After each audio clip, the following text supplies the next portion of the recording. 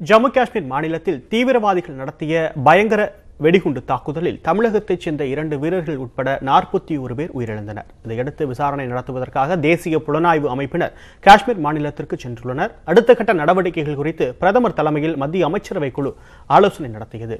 காஷ்மீர் மாநிலத்தின் புல்வாமா மாவட்டத்தில் ஜம்மு ஸ்ரீநகர் சாலையில் நேற்று மாலை 4 மணி அளவில் 78 வாகனங்களில் 2500 மத்திய ரிசர்வ் போலீஸ் படை வீரர்கள் சென்று கொண்டிருந்தனர்.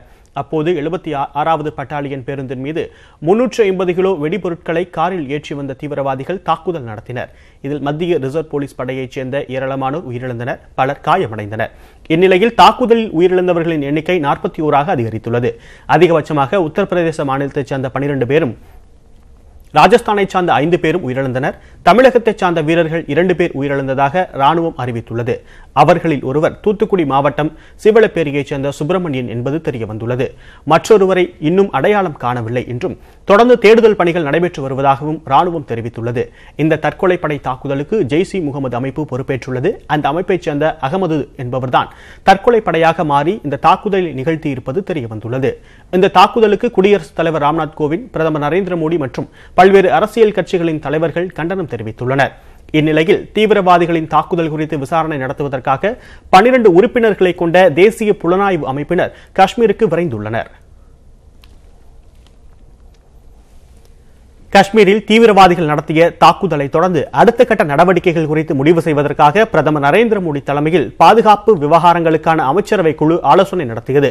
பிரதமரின் இல்லத்தில் நடைபெற்ற இந்த கூட்டத்தில் உள்துறை அமைச்சர் ராஜ்நாத் சிங், நிதியமைச்சர் அருண் ஜேட்லி, பாதுகாப்புத்துறை அமைச்சர் நிர்மலா சீதாராமன், வெளியுறவுத்துறை அமைச்சர் சுஷ்மா சுவராஜ், தேசிய பாதுகாப்பு ஆலோசகர் அஜித் தோவல் மற்றும் அதிகாரிகள் பங்கேற்றனர். அதில் தீவிரவாதிகளுக்கு கடும் பதிலடி கொடுப்பதற்கான நடவடிக்கைகள் குறித்து ஆலோசனை நடத்தப்பட்டது.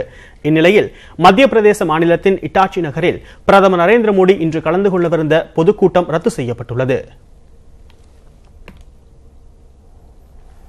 காஷ்மீரில் தீவிரவாதிகள் நடத்திய தாக்குதலுக்கு அமெரிக்கா கடும் கண்டனம் தெரிவித்துள்ளது. தாக்குதலில் உயிரிழந்தவர்களின் குடும்பத்தினருக்கு இரங்கல் தெரிவிப்பதாகவும் காயமடைந்தவர்கள் விரைந்து குணமடைய விரும்புவதாகவும் அமெரிக்க வெளியுறவுத்துறை தெரிவித்துள்ளது.